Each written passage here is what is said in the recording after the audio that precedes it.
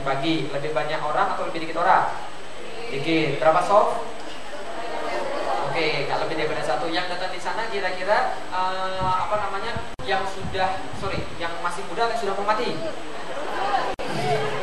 Itulah ciri-ciri orang istimewa. Maka kalau Anda kemudian menggabungkan di situ, insya Allah kita jadi orang istimewa. Karena orang istimewa nggak pernah banyak. Paham? Kita susah ya, bagus sekalian. Oke, mau pilih mana? Biasa atau istimewa? Yakin? Life is choice. Allah katakan di dalam Al-Quran, wa hadainahu najdain. Kami tunjukkan kalian dua jalan. Hanya dua jalan saja, nggak ada yang jalan lain. Wa hadainahu najdain falaqtahamal aqabah. Allah berkata dalam surat yang lain, tapi sedikit sekali yang memilih jalan yang susah, karena kebanyakan manusia puas dengan jalan yang mudah. Kenapa banyak manusia puas dengan jalan yang mudah? Karena mereka tidak perlu berkorban, mereka tidak perlu belajar, mereka tidak perlu menanggung apapun, karena jalan yang mudah, karena nggak ada ujian sama sekali. Kenapa nggak ada ujian? Karena setan-setannya sudah pada pindah ke jalan yang susah. Lah kenapa setannya pindah? Awalnya sih setannya sama banyak, ujiannya sama banyak, tapi lama-lama setannya minta pindah. Kenapa? Setannya bilang, kami bangsa setan, kami tidak peduli dengan aturan, tapi ada satu aturan yang tidak bisa kami langgar. Sesama trayek dilarang saling mendahului. Paham maksud saya? Di sini sudah terlalu banyak setan, makanya dia pindah lagi ke sini. Gak perlu tambahan syariat baru. Paham maksud saya, bagus sekalian. Makanya jalannya memang susah. Taat itu susah. Mau masuk surga itu susah. Mendakwahkan Islam itu susah, tapi inilah jalan yang kemudian menuju pada surganya Allah. Am hasibtum an tadkhulul jannah wa lam ya'tikum mathalul ladzina khalu min qablikum massatuhul ba'sa wad-dharra wa zulzilu. Apakah kalian merasakan masuk surga padahal belum datang kepada kalian cobaan seperti orang-orang zaman terdahulu sebelum kalian? Mereka ditimpa malapetaka, kengerian dan goncangan-goncangan. Nanti kalau jalan Anda lempeng-lempeng wae harus dibuat agak sedikit susah. Paham ya saya? Karena mendakwakan Islam itu sunnatullahnya pasti susah. Taat pada Allah sunnatullahnya pasti susah. Dan itu biasa, jalan menuju pada surganya Allah. Mau pilih mana? Yang biasa atau istimewa? Oke, supaya kita lebih yakin, kita coba lihat satu video yang kemudian lebih menyadarkan kita mudah-mudahan tentang hidup adalah pilihan. Ceritanya ada anak-anak gaul nih ceritanya. Kalau anak gaul, kalau cowok-cowok kumpul yang diomongin apa? Cewek, anak gaul. Seolah-olah gak akan mati selama-lamanya. Padahal apa yang terjadi pada mereka?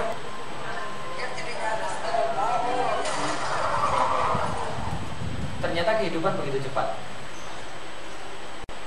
Katanya seperti bulan Ramadan itu. Kenapa hidup seperti bulan Ramadan? Karena awalnya kita merasa waktu masih lama, pertengahannya kita lalai, akhir-akhirnya baru mau beribadah. Kapan orang baru mau beribadah ketika Ramadan? Ketika malam takbiran, telat. Dalam kecelakaan ini ada 3 orang yang meninggal, 1 orang yang selamat. Dan ketika ini sudah terjadi Bapak Ibu sekalian, saya yakinkan gak akan ada yang dianggap penting bagi kita. Jabatan, uang, anak, sebagainya gak ada.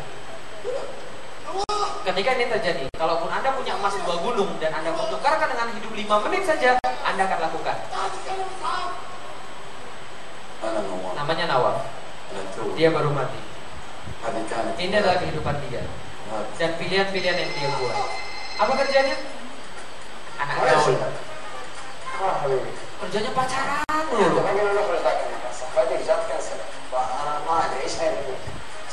Ibunya ingatkan, Nawaf sholat. Masih ngobrol dia.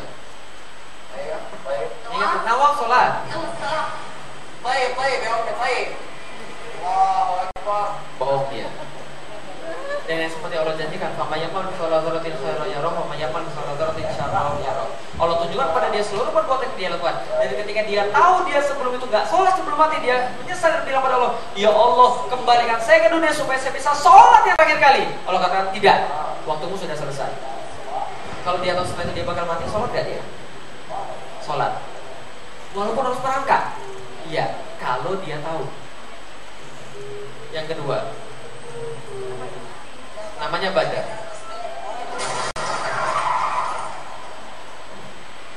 Namanya Badar. Dia baru mati. Ini adalah kehidupan dia dan pilihan-pilihan yang dia buat. Apa kerja?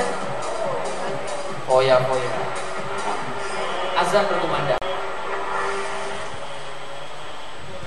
Dia ngajak temannya, sholat yuk. sholat. Lu kayak di Mekah aja lu.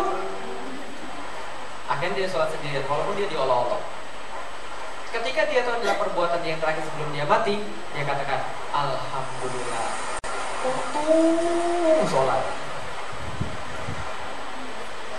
Happy dia.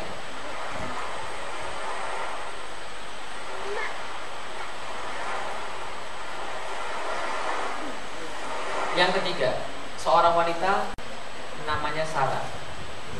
Apa kerjanya? Dandan.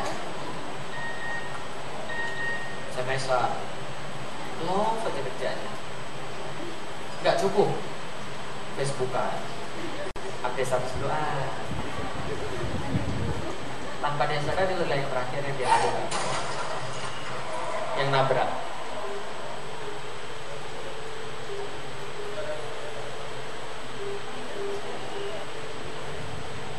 Namanya Sarah.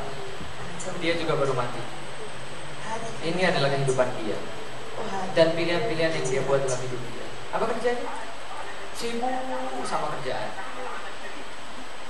Padahal yang namanya kerjaan itu kalau selembar berakhir akan ada kemudian lembar yang lainnya. Tapi namanya waktu sholat itu akan segera berakhir. Azan berkumandang, temannya ngajak, sholat yuk. Ya benci salat. Oh, ingat sholat. Saya nggak sholat. Lu duluan aja deh, ribut banget sih. Kalau dia tahu setelah itu dia bakal mati, sholat nggak dia? Sholat. Sayangnya dia nggak tahu. Itulah manusia, klise. Paham tidak? Maksud saya bagus sekali, manusia itu klise. Jadi gini, parahnya kita di Indonesia, sialnya kita di Indonesia adalah bahwa Indonesia selalu diajarin bahwa membicarakan mati adalah sesuatu yang tabu. Dan mereka digantikan bahwa yang namanya mati itu seperti sinetron. Betul begitu? Gimana mati di sinetron tahu? Ada kemudian seorang ayah kemudian tergeletak, kemudian dirajang, di situ ditemani oleh anak-anaknya, kemudian ada istrinya nangis, bapaknya bilang, "Nak, anak pertama bapak wariskan 3 miliar. Tolong bagi pada adik-adikmu." Bapak sudah bangun tuh wakaf kemudian masjid di sana 100 hektar, bapak bangun punya Islamic Center di sana. Untuk istri saya semoga kamu menjadi istri yang solehah, kami tunggu di surga. Kemudian sebelum kemudian meninggal, la ilaha illallah, satu dan pergi. Betul begitu kenyataan di dunia matinya begitu. Dalam kenyataan di dunia, catat baik-baik, mati akan datang pada waktu Anda tidak siap. Paham maksud saya?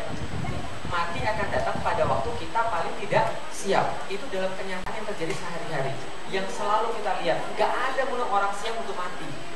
Gak ada yang terjadi seperti itu. Itulah dalam kenyataan. Makanya kemudian kalau kita lihat, Bapak Ibu sekalian, yang namanya mati itu terjadi tiba-tiba dan kita nggak tahu. Kemarin, ingat kemudian ketika, sebelumnya saya tampil dulu ini. Bukti ini bahwa kemudian mati itu kemudian nggak tunggu dan nggak kita kira-kira sebentar. Nih, lihat ini.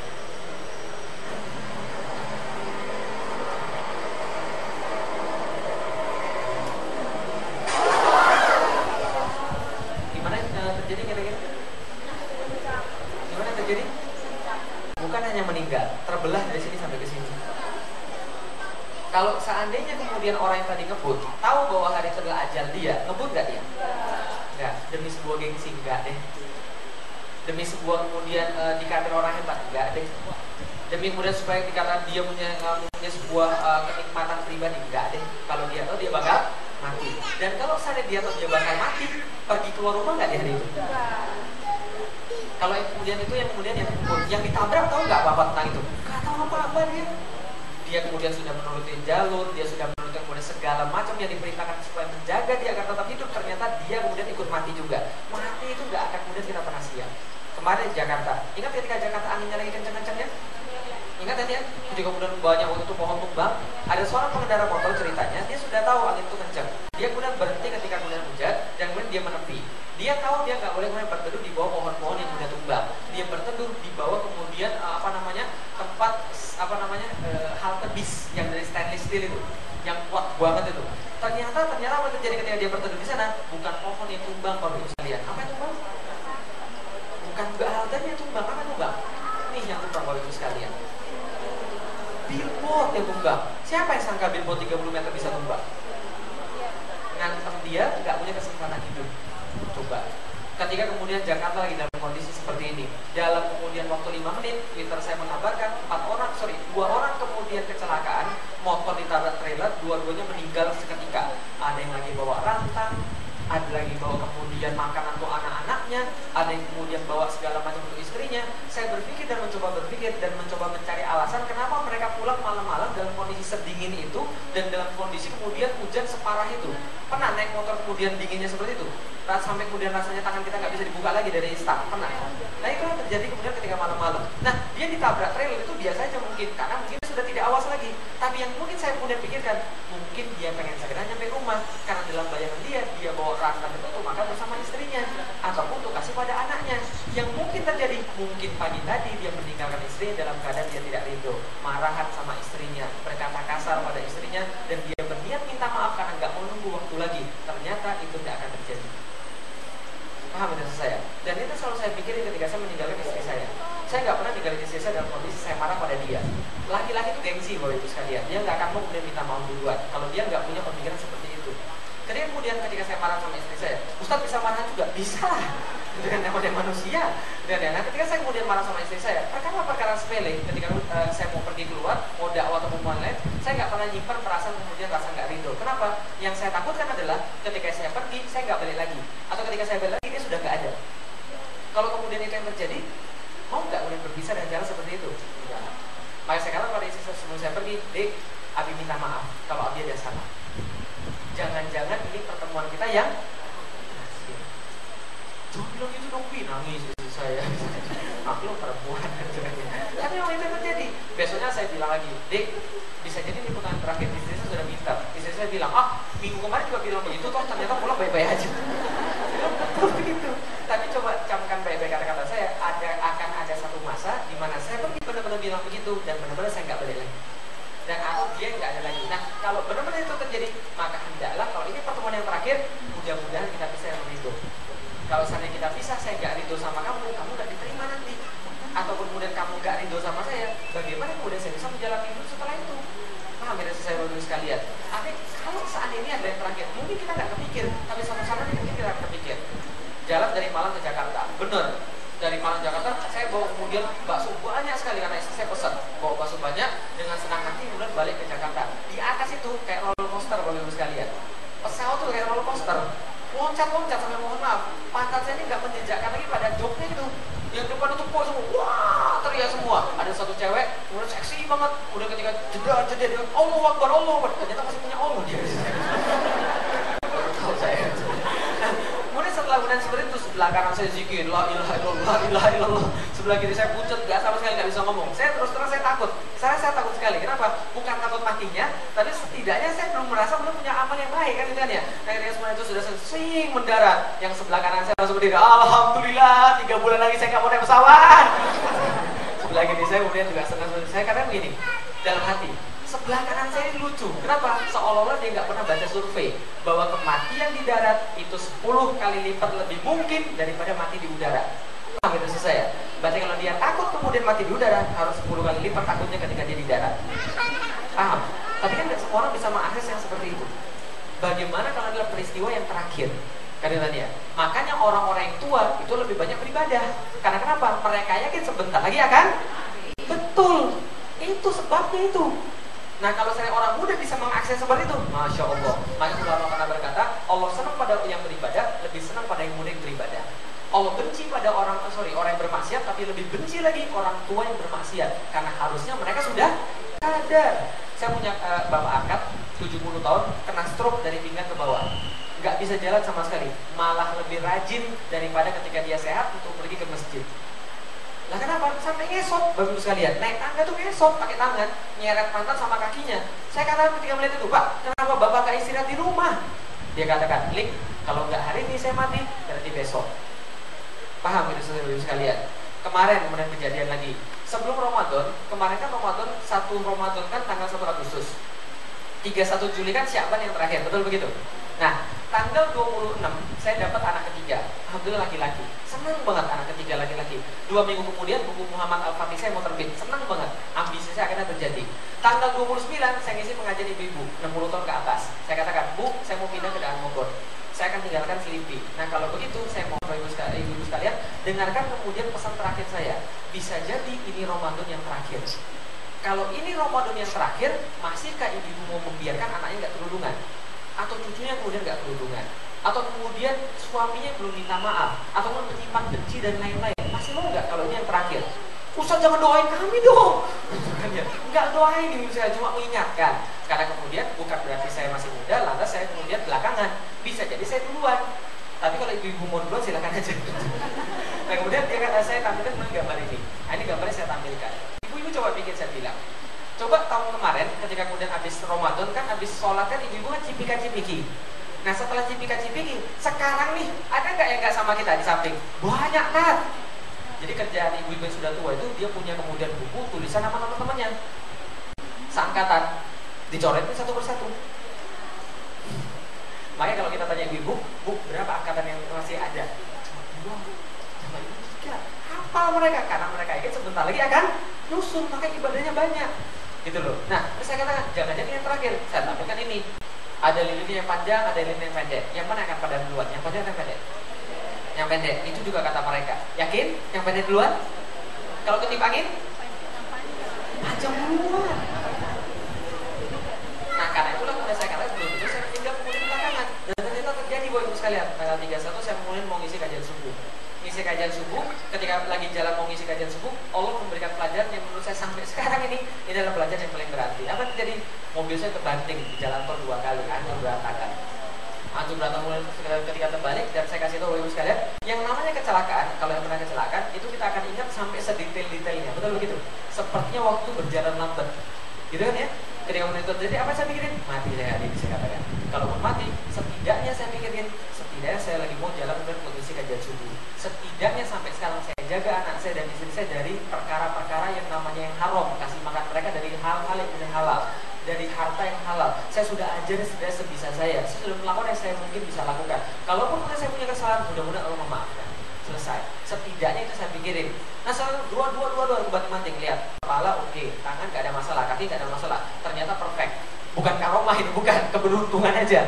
Nah kemudian ketika udah lihat gak ada masalah, saya naik kemudian ke atas, manjat karena mobil saya guling, manjat ke atas, loncat ke bawah, langsung dorong, pak, siapa pak yang kemudian kecelakaan pak? Masih ada nggak orang di dalam? Pengemudi sudah mati ya? Saya pengemudi, saya bilang gitu. Luar biasa kan ya.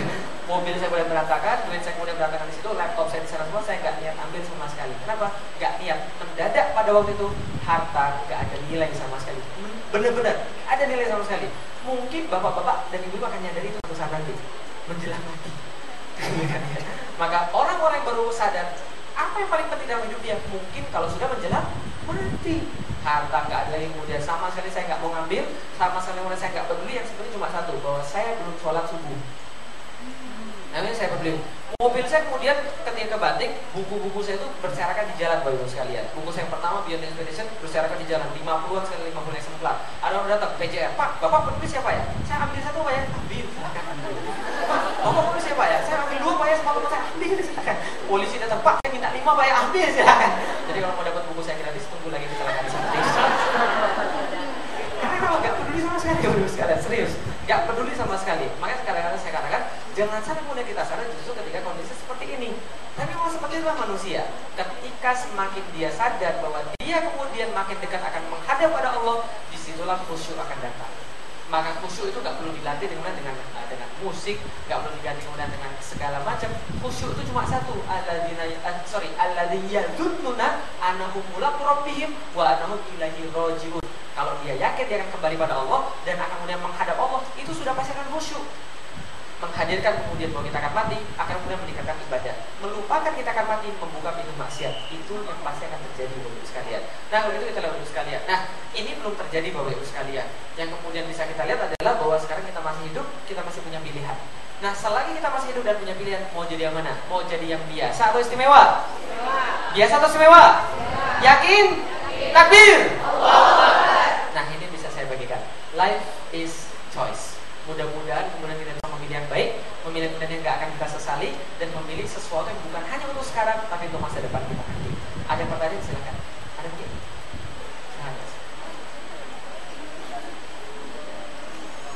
Waalaikumsalam.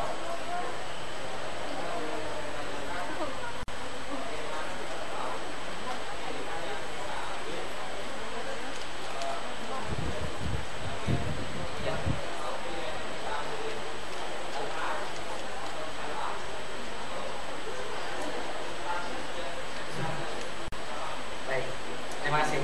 Langsung saya jawab aja dulu supaya saya nggak lupa. Karena orang tanya Mas itu biasanya cepat lupa. Nah, yang pertama bagaimana kemudian kita melihat pilihan kita tepat atau tidak di dunia, kan tadi ya. Nah, jadi gini cerita. Dalam perkara-perkara pilihan, selalu ingat ada 5 hukum yang Allah berikan kepada manusia. Wajib, sunnah, mubah, makruh, haram. Maka dalam perkara 5 ini selalu dahulukan yang wajib. Jadi nggak perlu lagi ada pertanyaan, Ustaz, saya bayar qadha puasa dulu atau saya puasa Syawal dulu, itu nggak usah lagi ditanyakan. Karena wajib selalu mengungguli yang sunnah. Itu yang harus diingat. Berarti yang mana duluan? Qadha atau kemudian puasa Syawal? Jelas qadha dulu. Itu selesaikan dulu baru kemudian puasa sunnah. Tidak ada sunnah kalau wajib belum selesai. Itu kemudian harus kemudian kita tekankan bahwa wajib itu yang pertama. Yang kedua, setelah kemudian yang wajib kemudian selesai, perbanyak yang sunnah. Nah, kalau dalam perkara mubah seperti apa? Nah, dalam perkara mubah seperti yang keduniaan, pekerjaankah, atau kemudian hobikah, atau apakah, maka baik atau buruk itu tidak ada. Karena itu semua pilihan yang dalam hal yang mubah, maka kita pertimbangkan passion kita, yang kita sebenarnya di mana, kita sukanya di mana, dengan apa kita bisa berkontribusi untuk Islam. Nah, itu yang kita pilih. Nah, kapan kita tahu pilihan itu benar? Kalau pilihan itu kemudian menghasilkan dan kemudian pilihan itu kita senang dengan melakukannya, itu benar. Tapi kalau enggak, segera kemudian cari yang lain. Jadi kira-kira begitu. Jadi tidak ada benar dan salah, yaitu hanya kemudian masalah ya efisiensi saja. Ada yang lain silahkan kepada. Ada mungkin.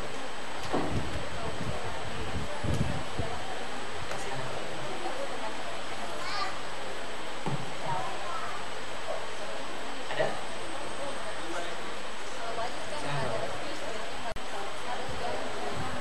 Enggak ada, ditutup. Enggak ada. Jam berapa ini? Oh itu, jam 11. Waktu saya sampai jam? Langsung jam 12. Jam 12 itu datang istri saya dijemput, Pak. Oke, silakan. Waalaikumsalam warahmatullahi wabarakatuh.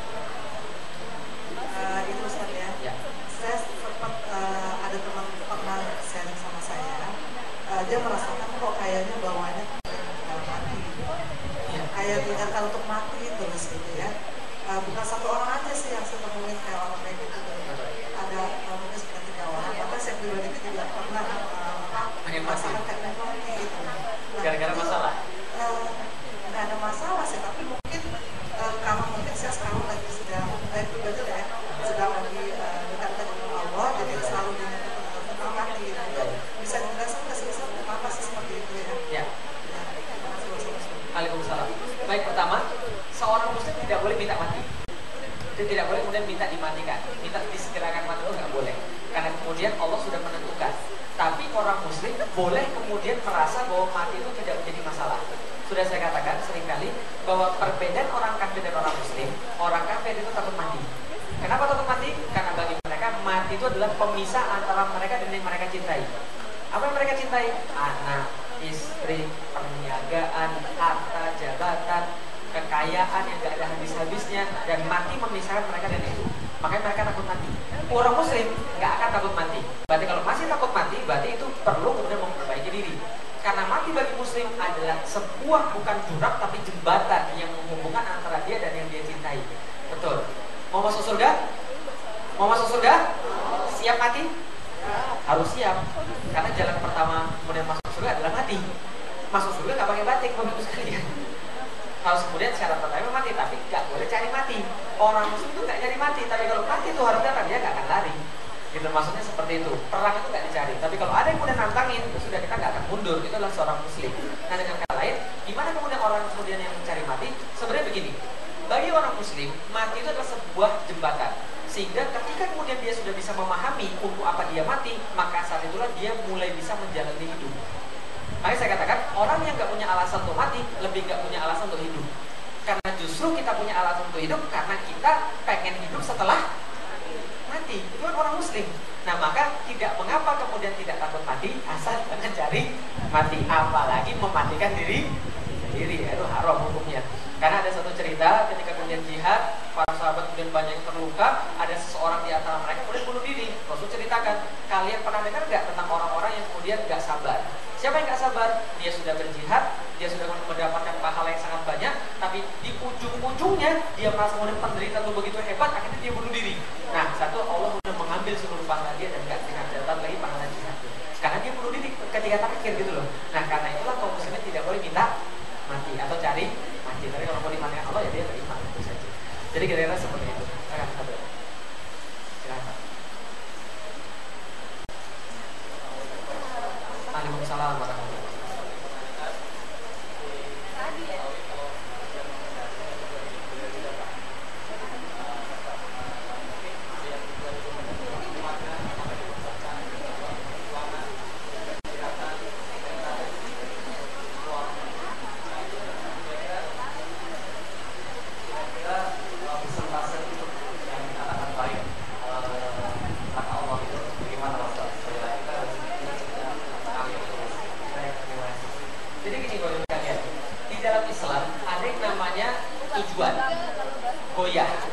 Ada yang namanya goyatul goyah, tujuan dari segala tujuan. Maka goyatul goyah seorang muslim itu harusnya ridho Allah. Itu sudah pasti, standar jawabannya. Nah, untuk mencapai goyatul goyah atau tujuan daripada segala tujuan, maka harus ada tujuan-tujuan yang kemudian kita raih.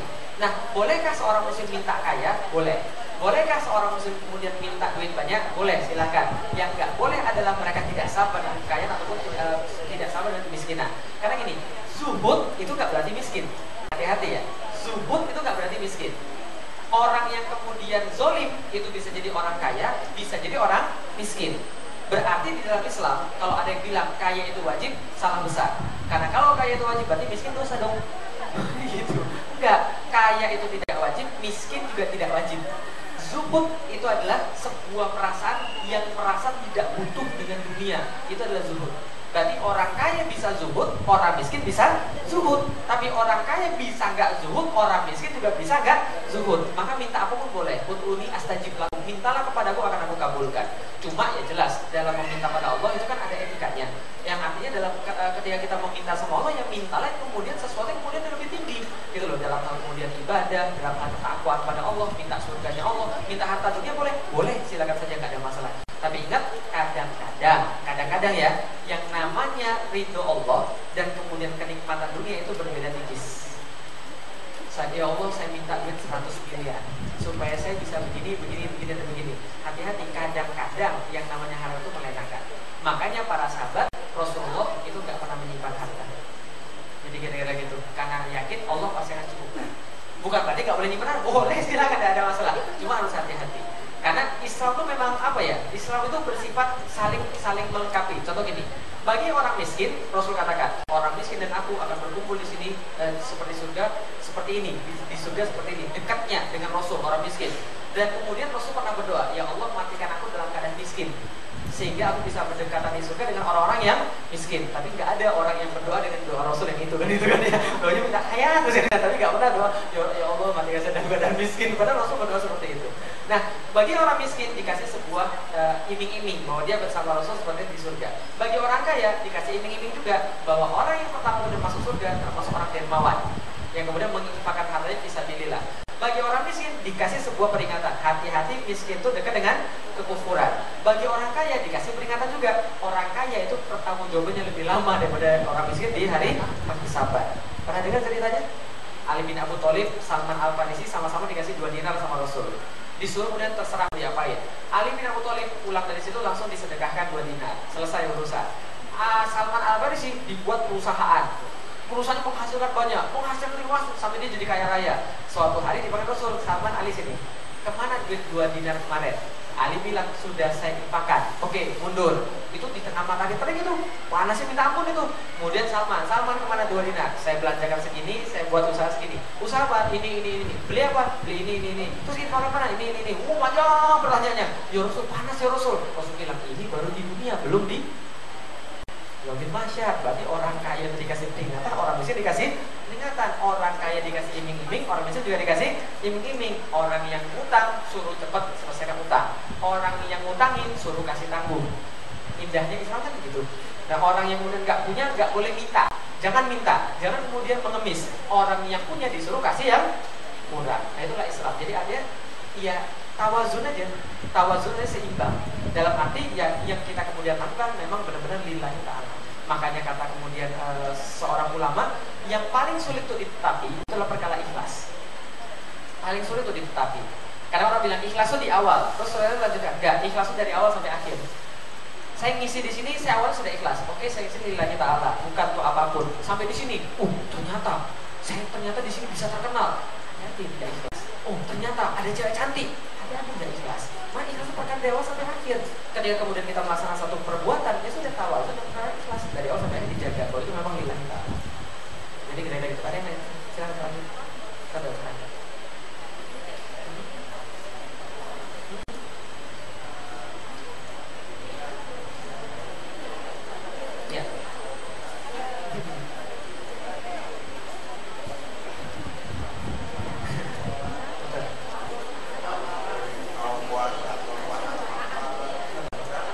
Saya nggak bisa.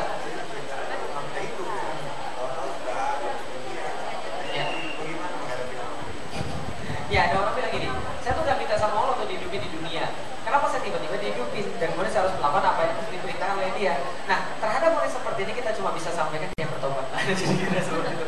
Karena memang gini, dalam perkara-perkara dunia itu ada perkara-perkara filsafat namanya, dan perkara-perkara filsafat itu nggak perlu diajak diskusi. Itu namanya perkara filsafat. Contoh lagi, ada orang yang berkata, kenapa harus diberitakan begini? Kalau Allah pengen kan Allah bisa aja memasukkan kita dalam surga ataupun neraka. Itu perkara filsafat. Kenapa harus diciptakan? Kalau nggak diciptakan kan saya bisa saya nggak susah seperti ini. Diciptakan saya malah susah. Itu perkara-perkara filsafat. Tuhan itu ada atau tidak? Ada. Kuat atau tidak? Kuat. Maha pencipta atau tidak? Maha pencipta. Kalau begitu, bisakah Tuhan menciptakan sesuatu yang nggak bisa diangkat? Itu perkara filsafat. Nah, perkara filsafat gak usah diladenin. Karena Imam Syafi'i pernah berkata, saya cuma diskusi sekali dengan ahli kalam, orang ahli filsafat. Setelah itu saya bertaubat pada Allah dan gak mengulanginya lagi. Jadi jangan direkam. Orang-orang jil itu gak usah direkam, biarin aja. Mau itu sendiri, biarin aja. Kita fokus dengan apa yang kemudian kita lakukan. Nah, orang seperti itu ya sudah, kita dakwain saja. Perkara kemudian dia seperti apa pilihannya, nah itu adalah pilihan dia. Yang jelas adalah perkara yang sudah kita tahu, kita hidup dan kita punya Tuhan, dan kepada Tuhan kita harus beribadah. Selesai. Islam itu gampang, nggak perlu dibuat rumit. Jadi gitu. Oke, clear? Oke. Mohon maaf saya harus lanjutkan materi. Nanti kita bisa lanjutkan tanya jawab setelah ini. Mau satu aja? Boleh, silakan. Karena Bapak sendiri saya berikan waktu. Assalamualaikum warahmatullahi wabarakatuh. Waalaikumsalam. Tadi saya lihat ditayangkan tentang lamanya di Yaumil Mahsyar 700 tahun, di alam kubur sekian tahun. Ini ada nggak dasarnya, hadisnya atau Al-Quran? Terima kasih. Assalamualaikum.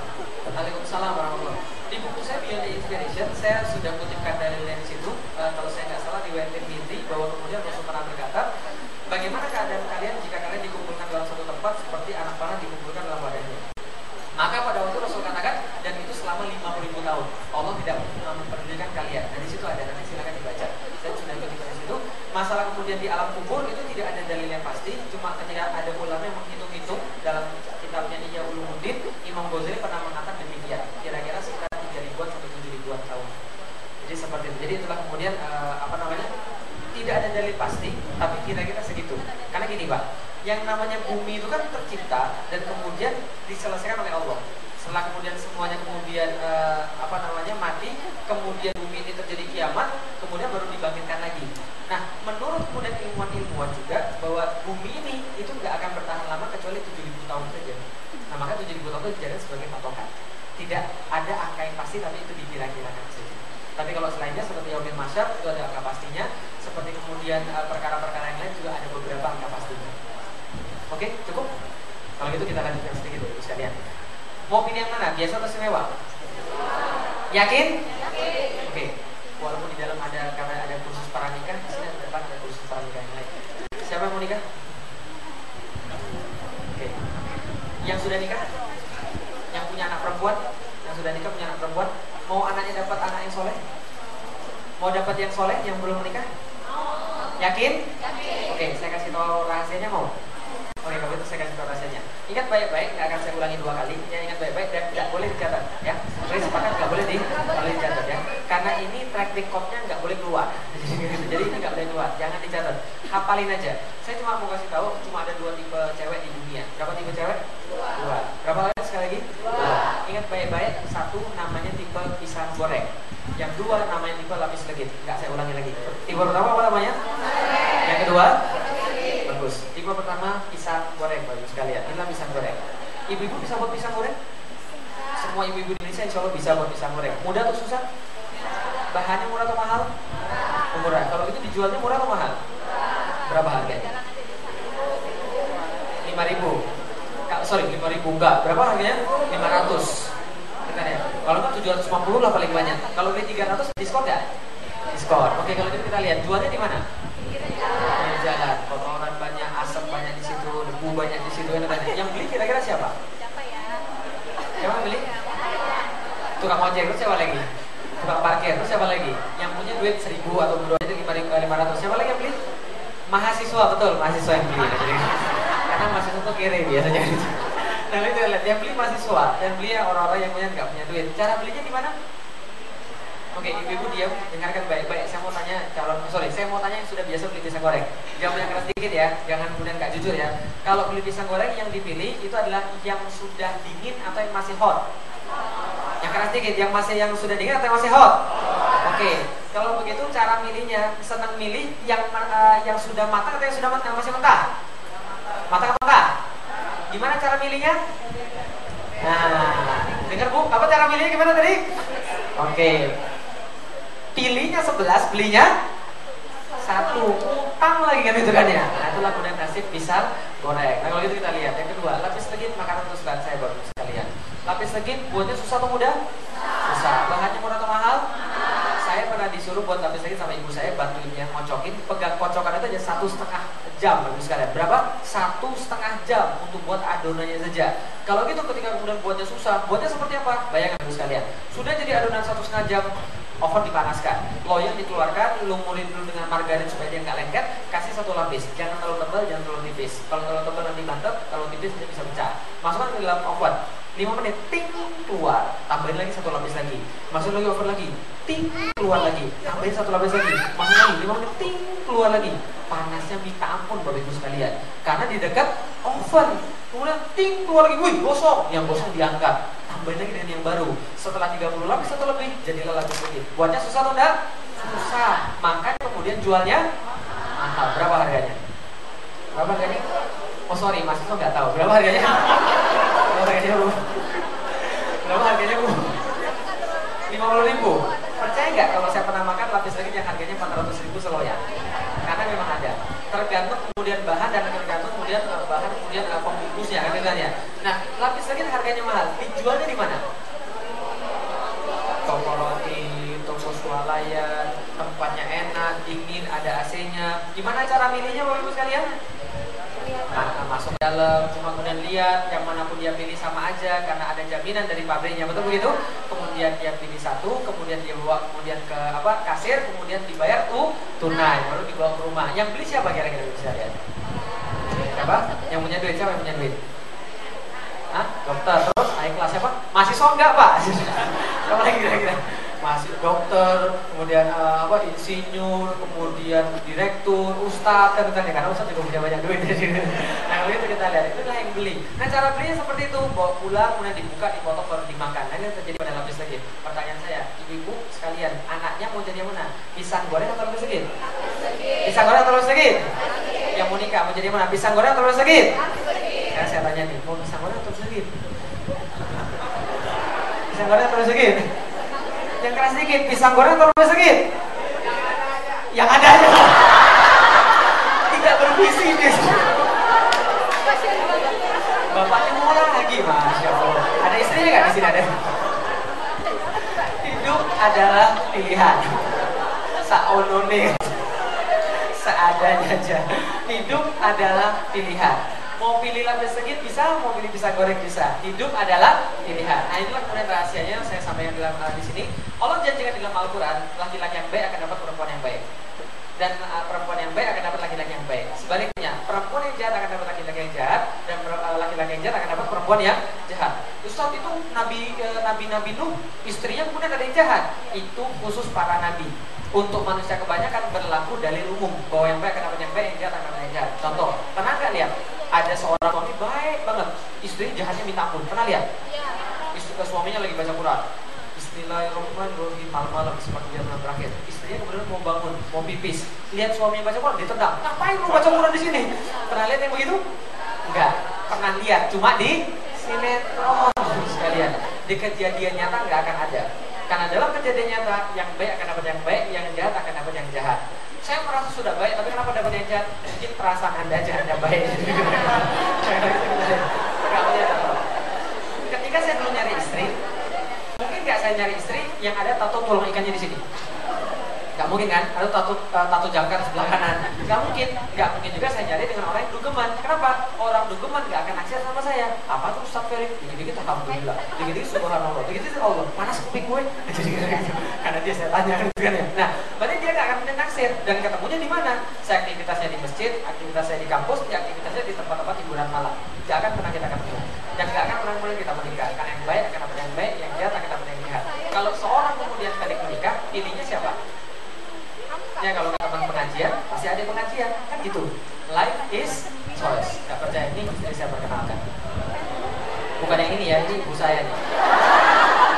Ini nih istri saya. Siapa tuh salah pikir.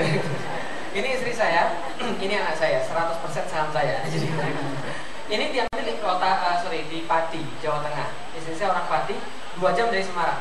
Jadi ini adalah rumahnya. Lihat nih, sangat tandus sekali karena memang tempatnya itu tempat yang nggak ada airnya, Pati yang nggak ada airnya. Dia kemudian ketika menikah dengan saya banyak yang tanya, kok bisa ketemu sih? Begini cerita, kis-kis.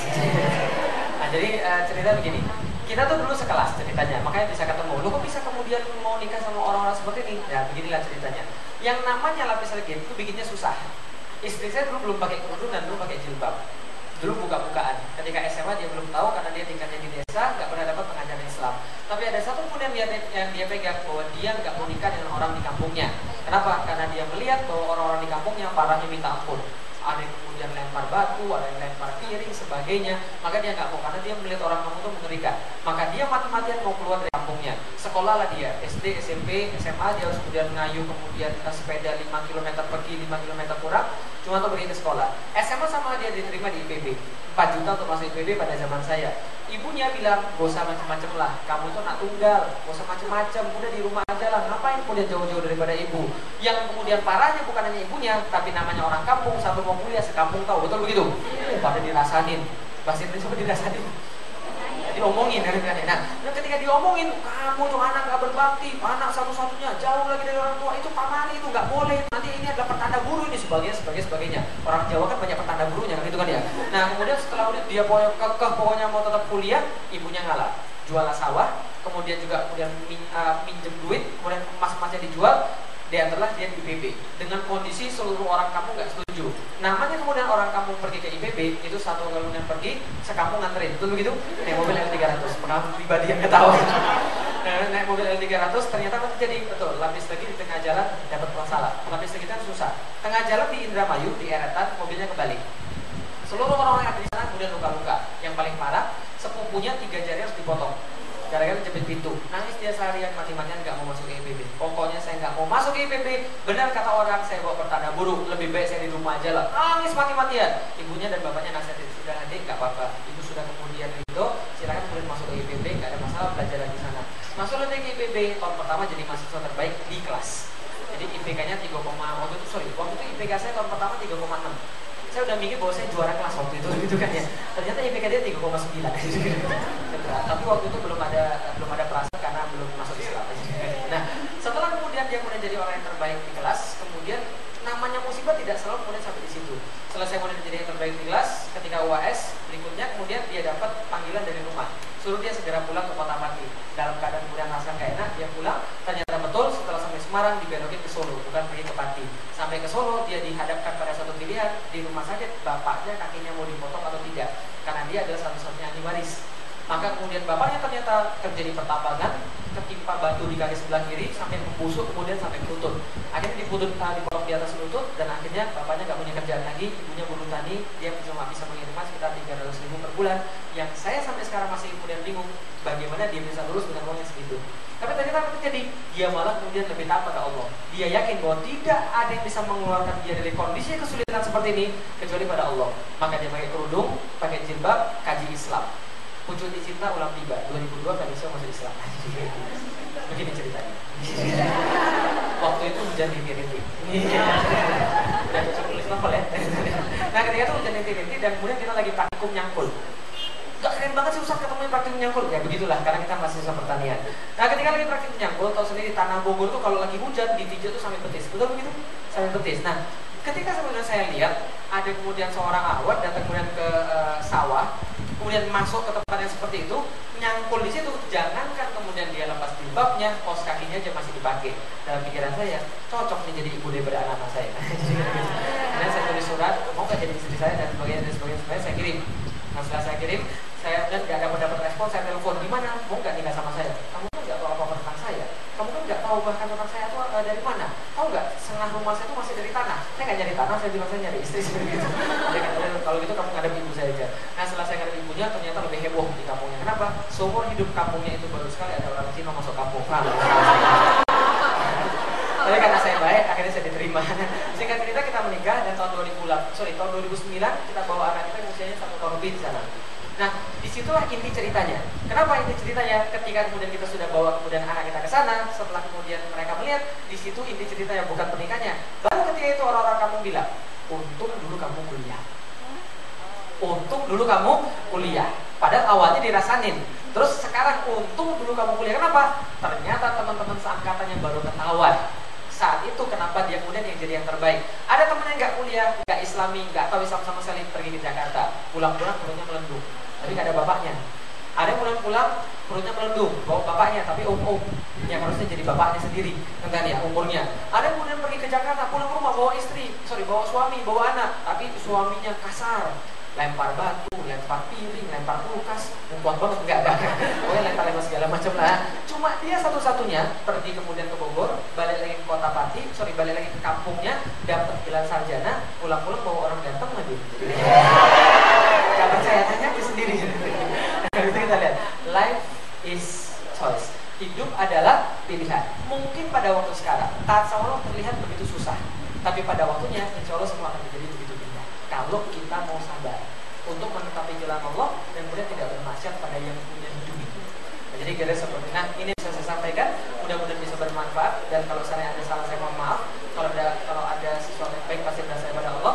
Sorry harus saya sudahi karena harus menjemput, jadi kira gitu. Nah kemudian kalau ada yang mau materinya boleh saya copyin kepada panitia, nanti silakan copy pada panitia. Kalau dia mau bukunya, saya buat bukunya silakan. Harganya Rp50.000. Buku pertama, buku kedua Rp50.000, yang ketiga harganya Rp25. Terima kasih. Billahi taufiq wal hidayah. Wassalamualaikum warahmatullahi wabarakatuh.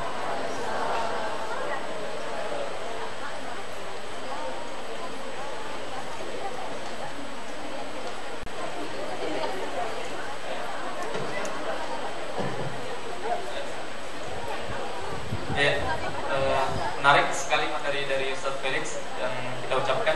Jazakumullah khair. Semoga apa yang beliau sampaikan bisa bermanfaat dan bisa kita praktekkan dan aplikasikan dalam